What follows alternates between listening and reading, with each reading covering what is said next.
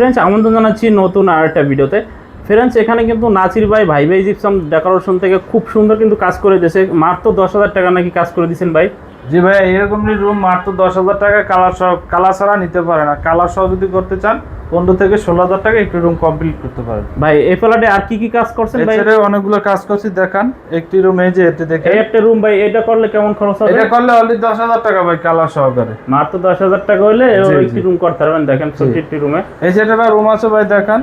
এটা করলে কেমন খরচ হবে ভাই? এটা করলেও আপনার 12 থেকে 13,000 টাকা খরচ হবে।